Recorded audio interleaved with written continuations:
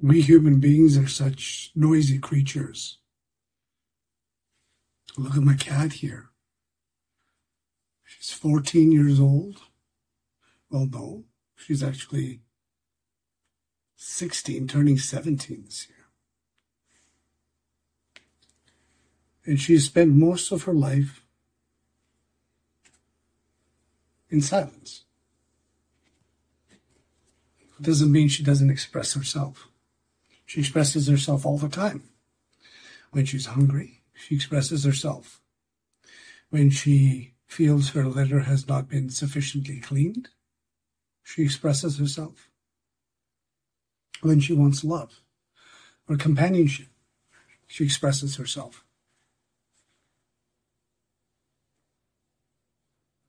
When she's hurt or unwell, she expresses herself.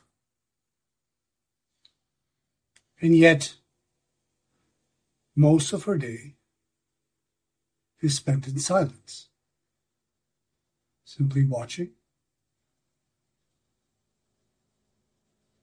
witnessing, focusing, unfocusing,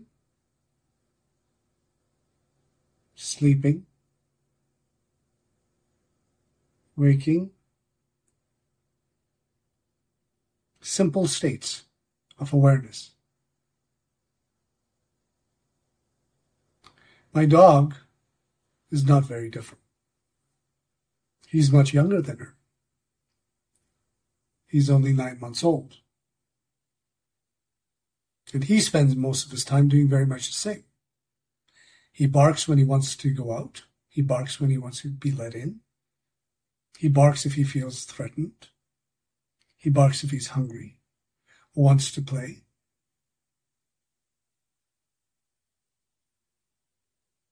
But for the rest of the time, he remains silent. Now my cat is sitting just to my left, and my dog is lying on the floor a few feet away from me, just there on my right. And you can't hear either of them. And that is my case in point. Most of nature rests in silence for the majority of its existence. Most animals, most insects, most reptiles, organisms of all kinds, only express when there's something that urgently needs expression. There's something relating to that moment that they're in which a need must be met or fulfilled.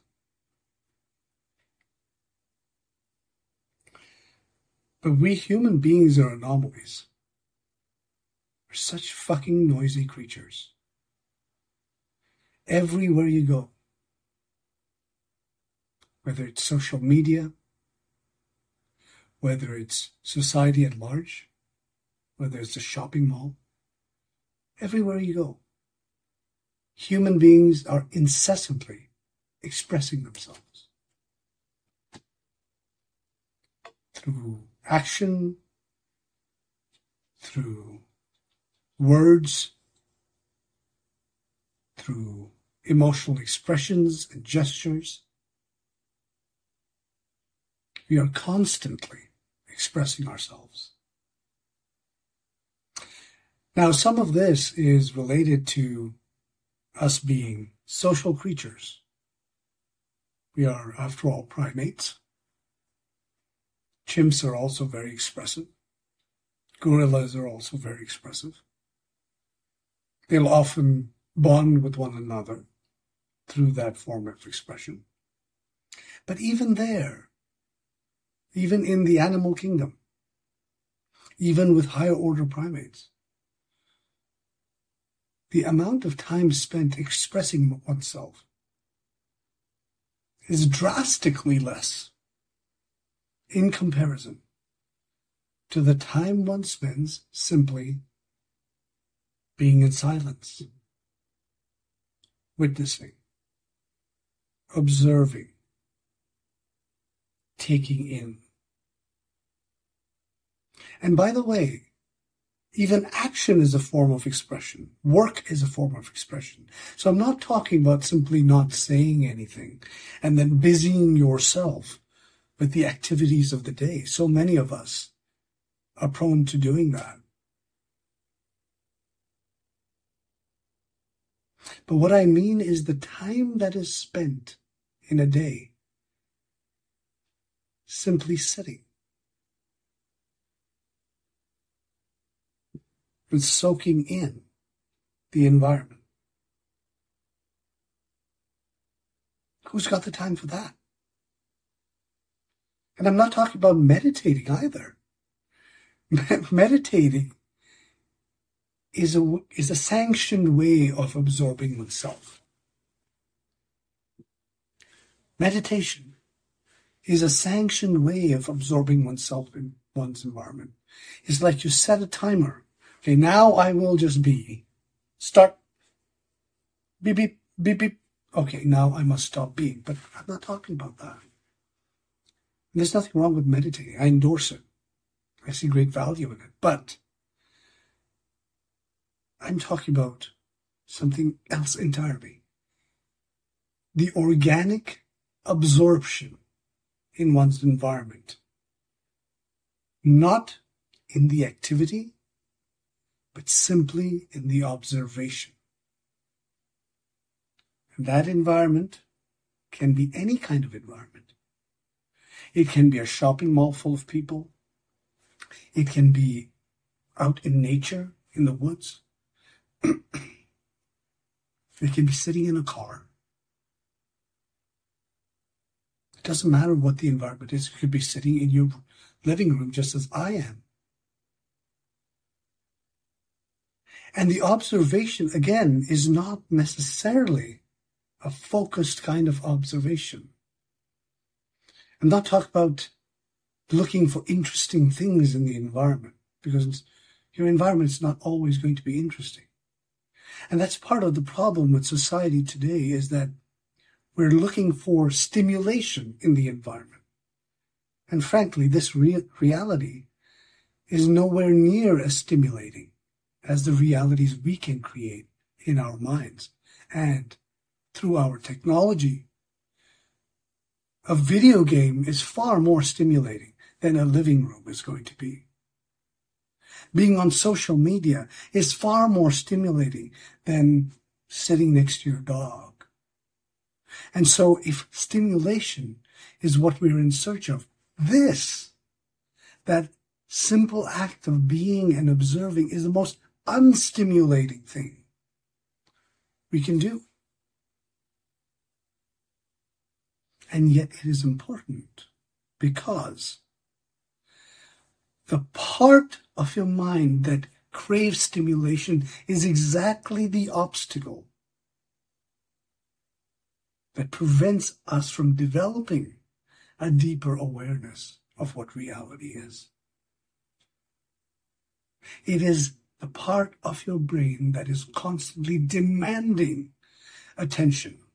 Look at me, answer my needs, stimulate me, keep me busy, keep me occupied, keep me happy. Novelty, novelty, novelty, dopamine hit, stimulation, stimulation, and it's a constant cycle.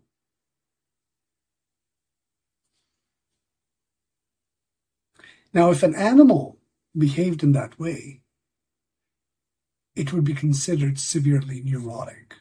In fact, scientists have kind of artificially stimulated animals in this way, giving mice cocaine, giving chimps nicotine, alcohol, things like that.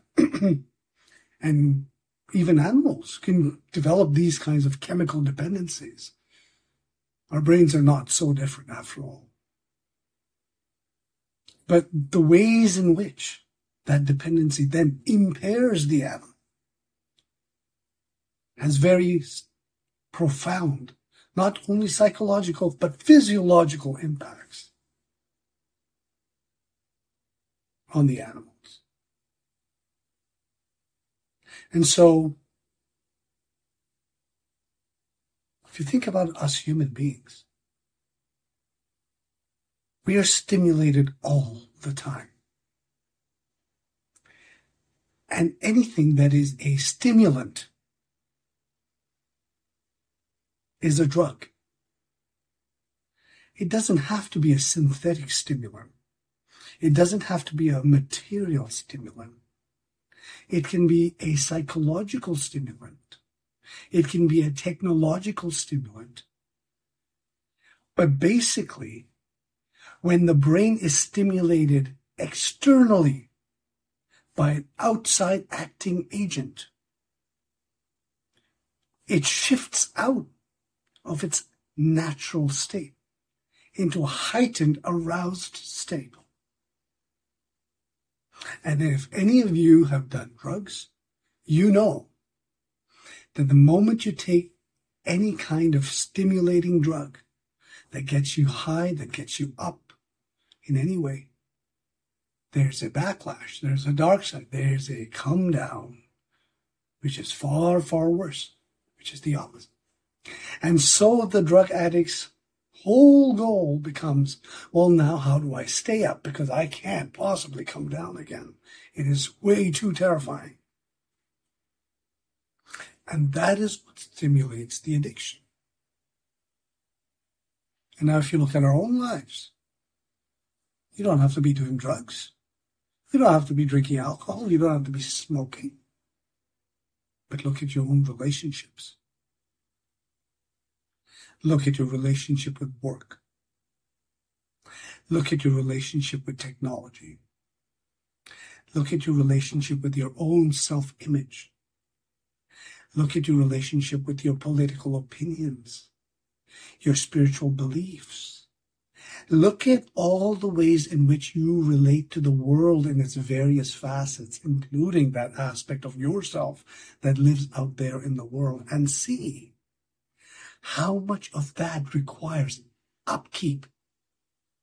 And by upkeep, I mean the exertion of energy upon it for it to continue to exist and to perpetuate. You are stimulating it.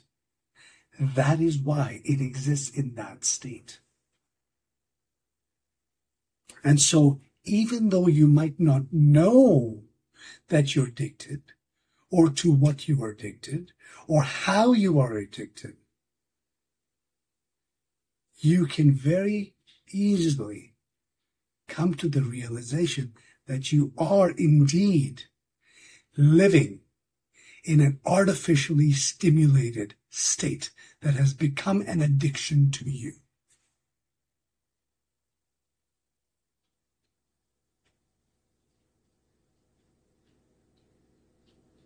And all you need do is glance around at the environment and notice that other than other human beings, nothing exists in that way.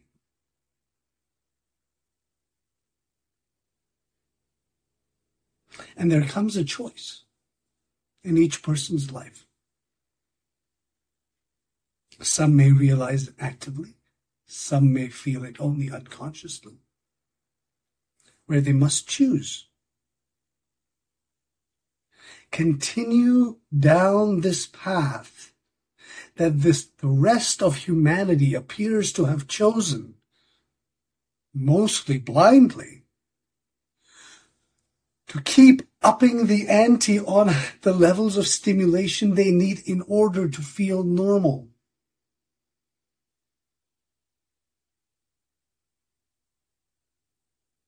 Or choose sobriety. Choose to become sober. And that is always going to be the harder choice, even if it's a very clear choice to you. Because sobriety does not come easily. There's a long period of withdrawal that you need to go through. Withdrawal from all those chemicals your brain is now used to keeping you constantly in that excited state. But more importantly, and this is the much harder part, withdrawal from the support and understanding of the vast majority of society that has chosen the other way. The path of addiction, artificial stimulation.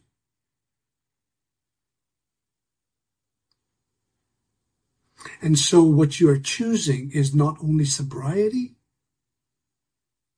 it is solitude.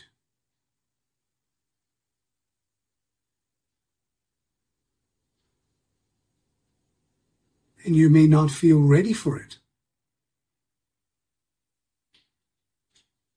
But the very invitation is what is motivating you in the first place. Because when my cat sits or my dog sits in that open state, simply witnessing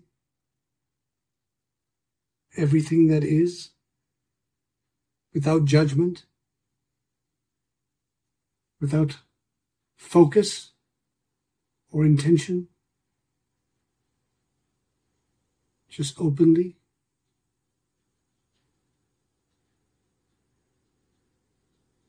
that is the very experience of solitude. It is not isolation. It is a feeling of fundamental oneness with what is. And I don't mean this in a spiritual sense. I don't mean this in a euphoric, blissful, heart-bursting open sense, but simply a very basic and clear state of awareness.